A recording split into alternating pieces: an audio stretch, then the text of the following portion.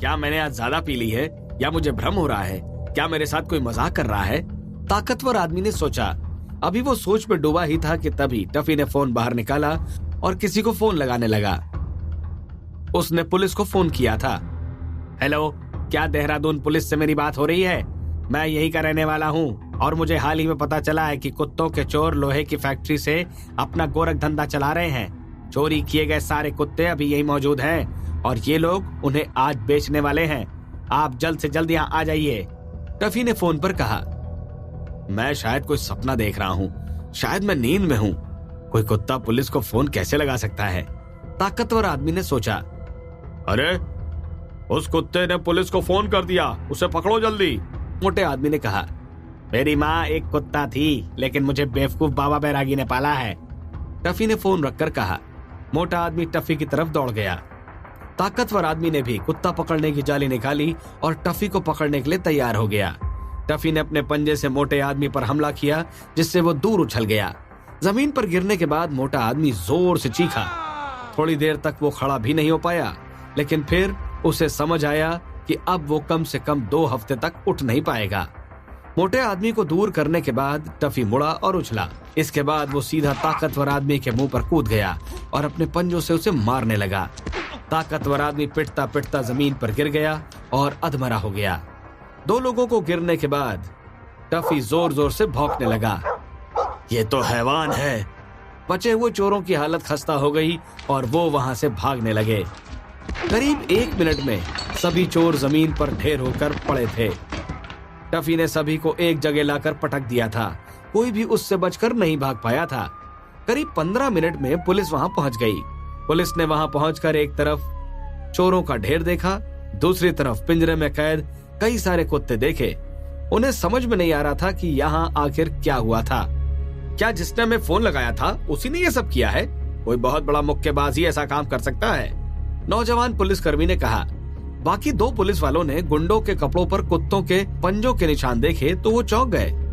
आज उन लोगों ने कुत्तों के चोरों का एक बड़ा गिरोह पकड़ लिया था, जो कि काफी बड़ी उपलब्धि थी, लेकिन उन्हें इस मामले में कुछ गड़बड़ महसूस हो रही थी।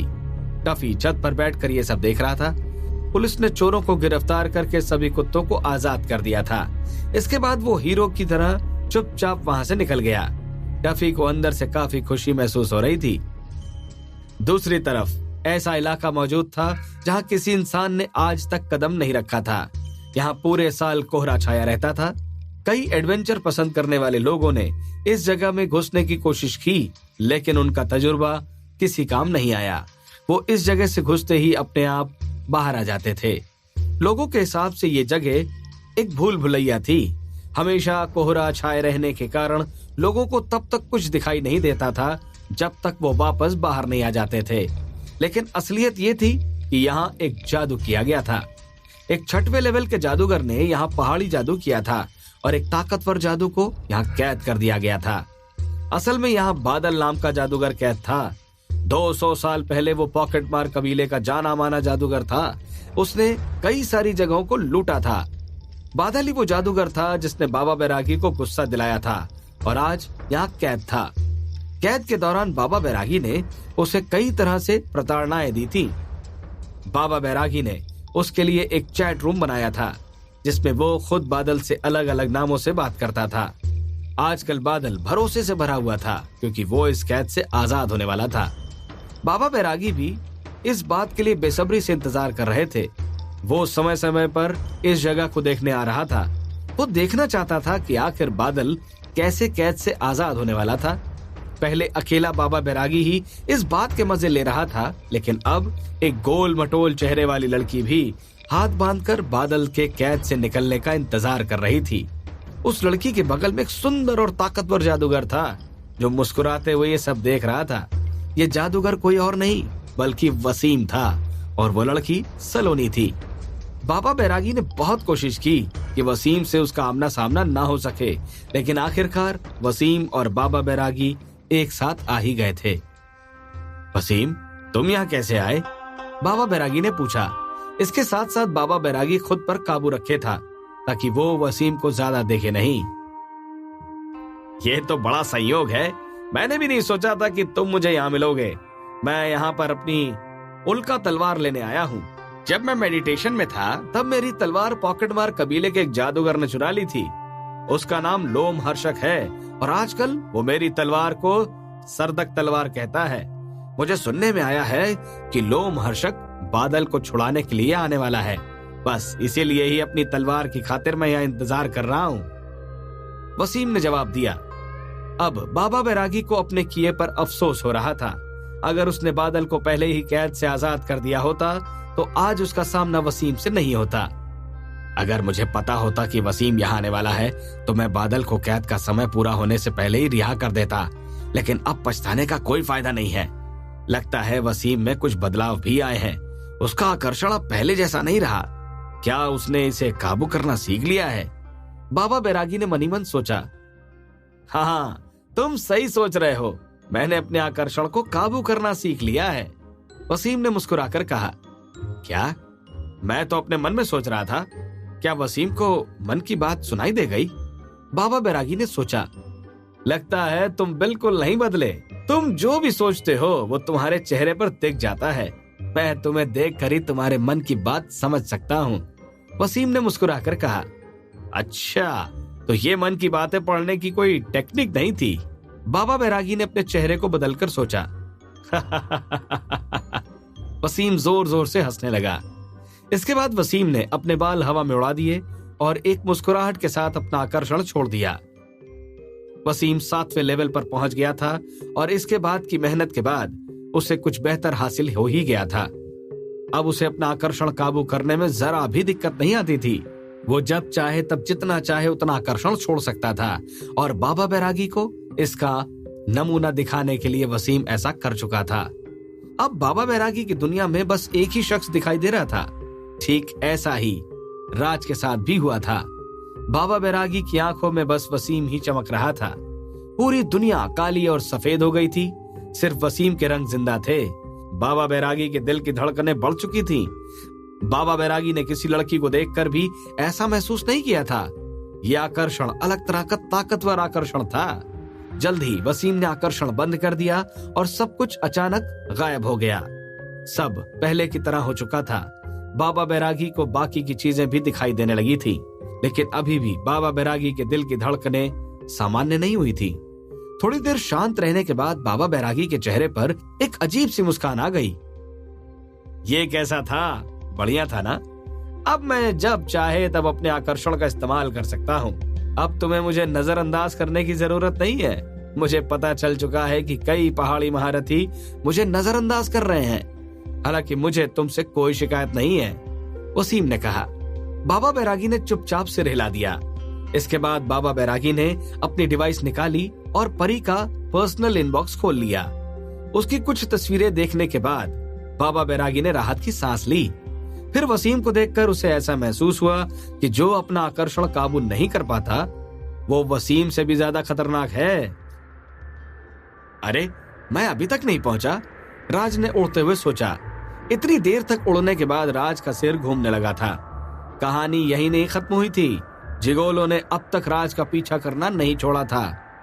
आखिर सीनियर वसीम कहाँ है? वो अपनी तलवार पर तो नहीं उड़ रहे, वरना मैं तो उन्हें कभी पकड़ ही नहीं पाऊंगा। राज ने मनीमन सोचा।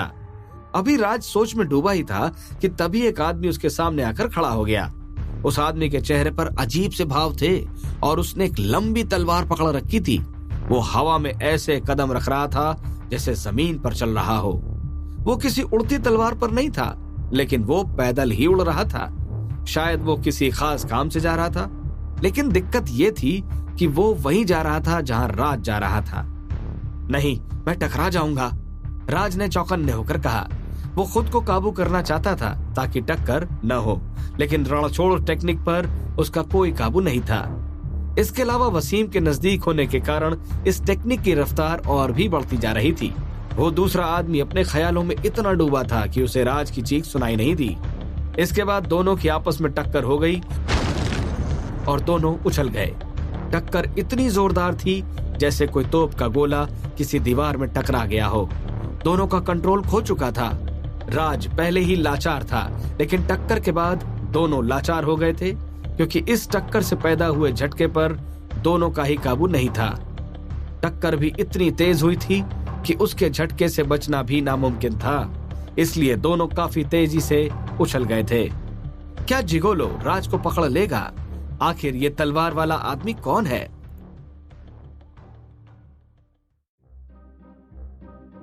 अगर कोई गाड़ी चला रहा हो और अचानक ही वो उसके काबू में न रहे, तभी कोई अचानक उसके सामने आ जाए, तो जो होगा उसे कोई बदल नहीं सकता।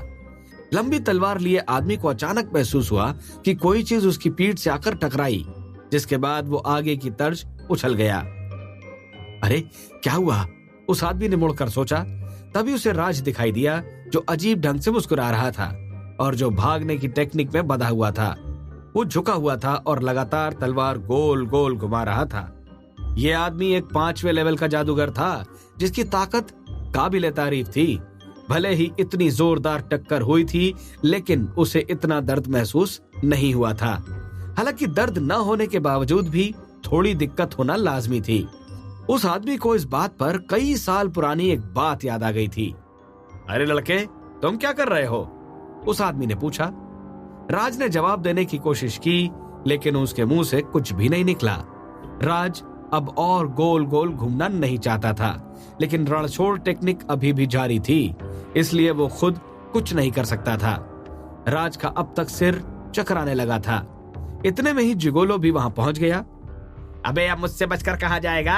अब मेरी तलवार का स्वाद चखो, जिगोलो ने चिल्लाकर कहा।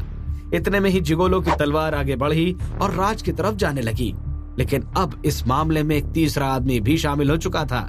अरे यार, आज मेरी किस्मत मुझे कहां ले आई है, उस आदमी ने सोचा। उसने अपनी तलवार निकाली और एक हमला किया। दोनों तलवार आपस में टकरा गई और काली तलवार वापस जिगोलो के पास चली गई। ओ भाई, तलवार चलाने के लिए पहले ये तो देख लेते कि उसके रास्ते में कोई और तो नहीं आ रहा। क्या तुम्हें किसी ने इतना भी नहीं सिखाया? आइंदा ऐसी गलती मत करना, वरना मैं खुद को रोक नहीं पाऊंगा, उस आदमी ने जिगोलो को घूर कर कहा। राज अभी भी इसी आदमी में घुसा हुआ गोल गोल घूम रहा था, जिससे वो आदमी आगे की तरफ बढ़ा जा रहा था। हालांकि जिगोलो को इतना समझ आ गया था कि ये आदमी और राज एक नहीं थे, लेकिन इसके बावजूद भी दोनों एक साथ क्यों बढ़ रहे थे, ये बात जिगोलो के समझ में नहीं आई थी।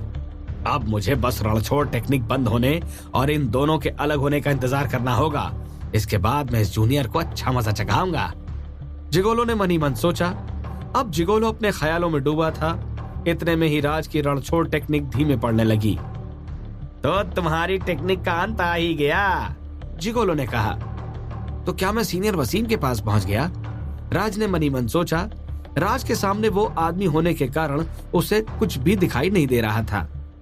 इतने में उस आदमी को कोई दिखा, जिसे देखकर वो हैरान रह गया। ये चेहरा सिर्फ उसके ख्यालों में ही जिंदा बचा था।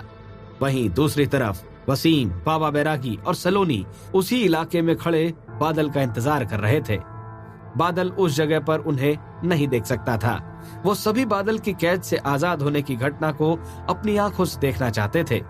बाबा बैरागी भी ये जानना चाहता था कि कैद से आजाद होकर बादल किस तरह से अपना बदला लेने वाला था। बादल अब 5 अंगुल पर्वत बंदिश कला से आजाद होने के लिए काफी मेहनत कर रहा था, लेकिन पिछले कुछ सालों में कैद करने के मामले में बाबा बैरागी की काबिलियत बढ़ गई थी। उसकी 5 अंगुल पर्वत बंदिश कला अपने 17वें अपग्रेड पर पहुंच चुकी थी। ऐसे में अगर बादल अपनी चोरी करने की आदत से बाज नहीं आया होगा, तो बाबा बैरागी उसे 10-20 सालों के लिए और कैद कर सकता था। हालांकि पॉकेटमार कबीले के लोम हर्षक का इंतजार करते हुए वसीम अपनी आंखें बंद कर चुका था। वो बस अपनी उल्का तलवार के चोर से तलवार वापस लेना चाहता था। हालांकि पॉकेटमार कबीले की सलोनी थोड़ा अजीब व्यवहार कर रही थी।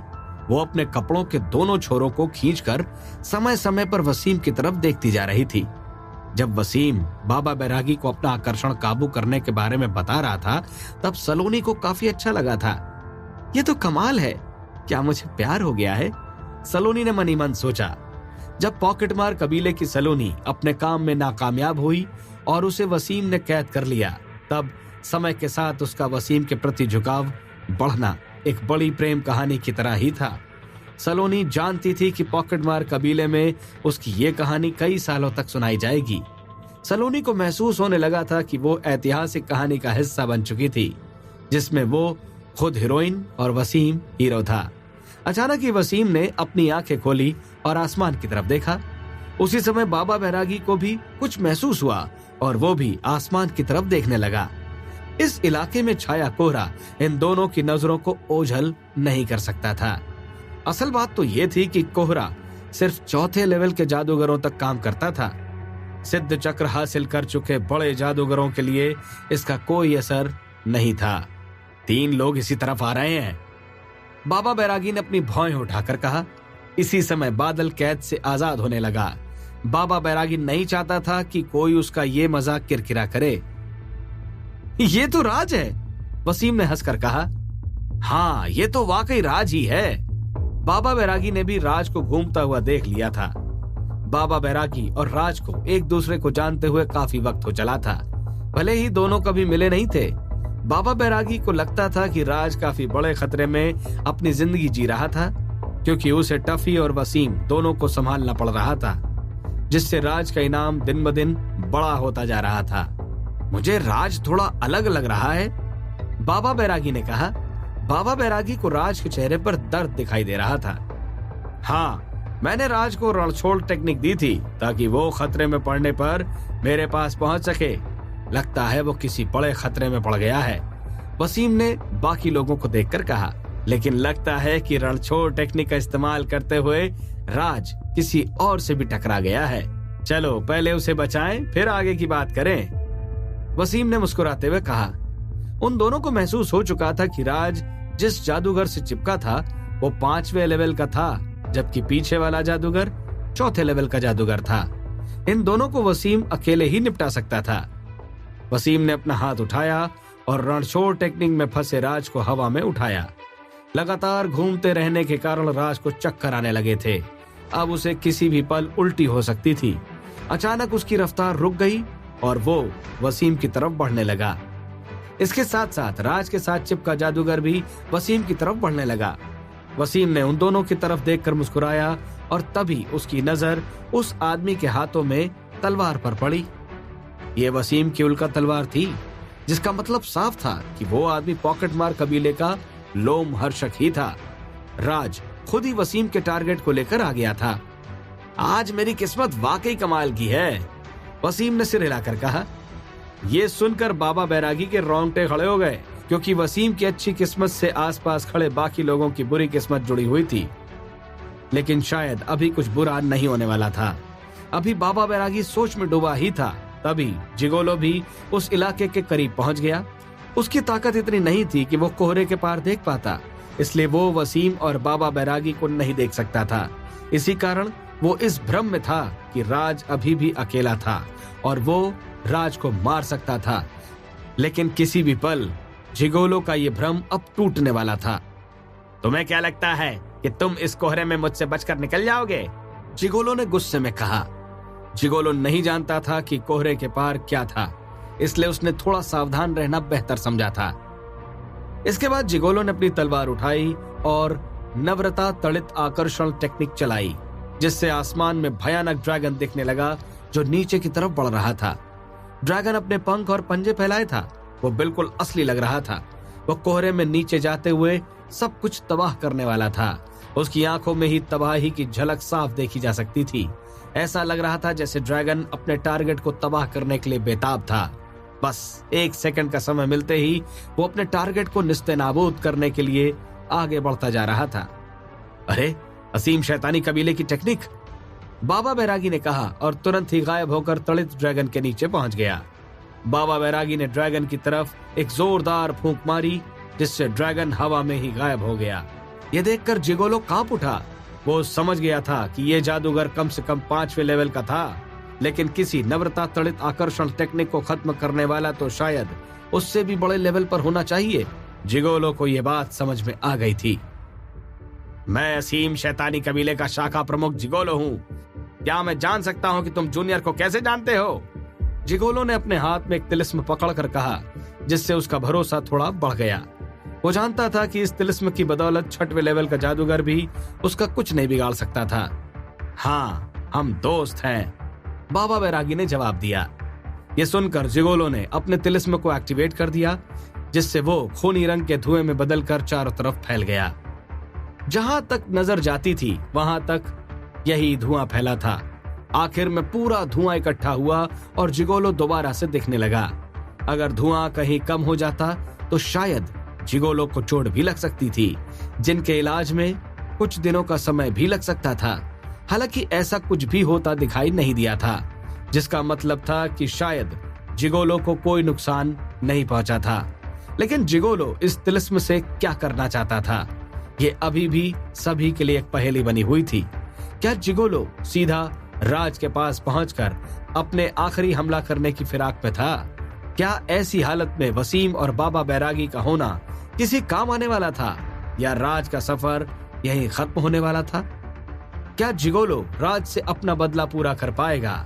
क्या तीन दुश्मनों के होते राज अपनी जान बचा पाएगा?